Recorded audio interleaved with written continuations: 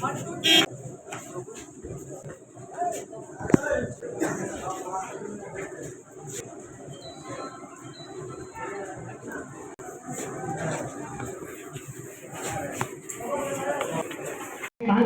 से प्रकाश की ओर चलना है हमें, अंधकार से प्रकाश की ओर चलना है हमें, अज्ञान से ज्ञान की ओर। और इसी के साथ मेरा कैंडल लैंपिंग समाप्त होता है, दीप प्रज्वलन का कार्यक्रम समाप्त होता है। नमस्कार, आप देखना शुरू कर दिए हैं 10 संघर्ष भारत। देखिए, इस वक्त हम मधेपुरा जिला में और ये Krishna institute of higher education में प्रेजेंट है। और यहाँ पे जो आज फिजियोथेरेपी डे है, इन्हीं के डे पे शुभ अवसर पे कार्यक्रम रखा गया है। आइए जानने का प्रयास करते हैं, माननीय एसके सर क्या कह रहे हैं।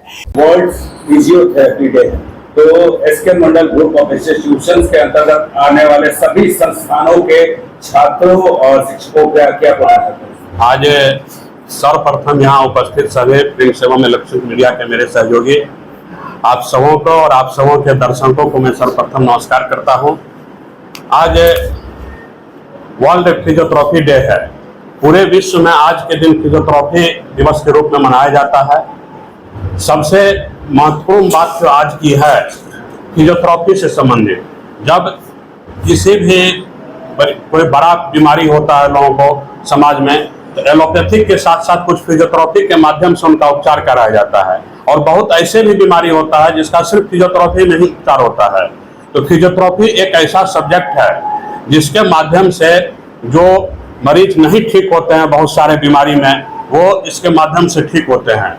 हमारे SK Mandal group of institution के द्वारा संचालित सभी संस्थान जो है, सभी पांचों संस्थान में ये फिजियोथेरेपी का प्रशिक्षण दिया जाता है। और सभी पांचों संस्थान के छात्र छात्राओं के द्वारा एक उत्सव के रूप में इसको मनाया गया और बाहर प्रभात फेरी के माध्यम से भी सभी जगह दिखाया गया फिजियोथेरेपी का क्या इंपॉर्टेंस होता है। फिजियोथेरेपी एक ऐसा सब्जेक्ट है, समाज में अगर लोगों को ये पता चले कि फिजियोथेरेपी का पढ़ाई करने से इसका भविष्य क्या है, इसका फिजियोथेरेपी का क्या महत्व है, तो शायद मुझे नहीं लगता है कि एलोपैथिक पर इतना आश्रित रहना पड़ेगा लोगों को। एलोपैथिक दवा पर बिना आश्रित रहे हुए फिजियोथेरेपी के माध्यम से ये बीमारी ठीक हो सकते हैं। जैसे कोई एक्सीडेंट कर गया, प्राइमरी स्टेज में आप उसको प्लास्टर करा देते हैं, प्लास्टर करने के बाद प्लास्टर फुल जो एलोपैथिक इलाज होता है, इलाज के बाद उनका पैर से पता चलता है कि ठीक से चल नहीं पा रहे हैं, उसका चलने का जो प्रक्रिया है उसको फिजियोथेरेपी के माध्यम से ही हम लोग कर सकते हैं। तो समाज में फिजियोथेरेपी का बहुत बड़ा इंपॉर्टेंस है। और इस चीज को ही फिजियोथेरेपी क्या है, कैसे इसमें लोग प्रशिक्षण प्राप्त करें, इसको समाज में एक जागरूकता के लिए आज का दिन को एक उत्सव के रूप में मनाया जाता है।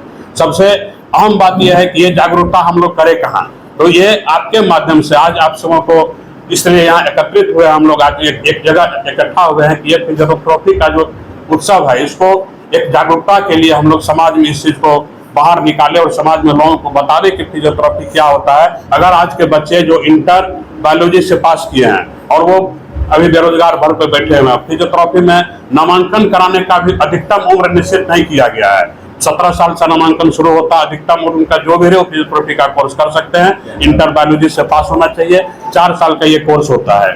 ये 4 साल विद्यार्थी अगर फिजियोथेरेपी में ट्रेनिंग प्राप्त करता है, इसके बाद उनको कभी भी जीवन में बेरोजगार नहीं रहना पड़ेगा। आज एक बेरोजगारी की बहुत बड़ी समस्या है, जो लोग कहता है कि नौकरी नहीं है, नौकरी नहीं है। नौकरी तो खुद आपके पीछे खड़ा है, आपको ढूंढना है कि हम कौन सा ऐसा कोर्स करें जिसमें हमको नौकरी मतलब खुद व खुद काम करके नौकरी की तरह हमको पैसा मिले। अगर सरकारी नौकरी मिला तो भी ठीक है, नहीं मिला तो भी ठीक है, अपना घर यापन अपना रोजगार के लिए हमको जीवन में कभी चिंता नहीं करना पड़ेगा।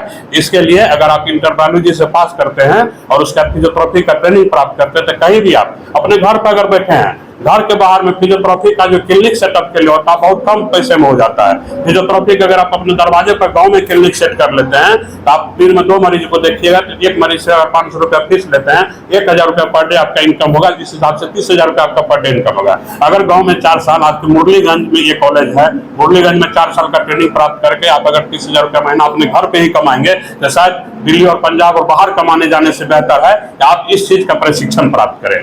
और साथ ही साथ आज हमारे सभी SK Mandal group of institution के द्वारा जो भी संस्थान संचालित है, सभी संस्थान में बच्चे छात्र छात्राएं बहुत उत्साहित रूप से इस कार्यक्रम को मनाया गया। मैं सभी संस्थान के छात्र छात्रा और वहाँ के शिक्षकगण को, वहाँ के व्यवस्थापक को मैं धन्यवाद देता हूँ आपके माध्यम से कि आज इस कार्यक्रम को इतने अच्छे तरीके से, उन्होंने सुनियोजित तरीके से सुबह से लेकर अभी तक अरेंजमेंट किए हैं और उस कार्यक्रम को वो लोग मना रहे हैं ताकि समाज में लोगों को ये पता चल सके कि फिजियोथेरेपी क्या होता है। Thank you sir. हमने यहाँ आया तो देखा है कि छात्राएं बढ़ चढ़ के हिस्सा लिए, प्रोग्राम से लेकर यहाँ पे काफी संख्या में हमने छात्राएं को भी देख लिया। तो अभी ग्रामीण इलाका में सर क्या होता है कि छात्राएं नहीं पढ़ पाती है। ये इस संस्थान का जो आप पूछ रहे हैं, ये संस्थान का स्थापना ही यहाँ पर किया गया है कि जो हमारे ग्रामीण क्षेत्र के बच्चे हैं जो बाहर नहीं जा पाते हैं पढ़ने के लिए, वो आकर के संस्थान में प्रशिक्षण प्राप्त करें। और फिजियोथेरेपी एक ऐसा कोर्स है, आज फिजियोथेरेपी डे इसलिए हम लोग विशेष करके फिजियोथेरेपी पर जोर दे रहे हैं।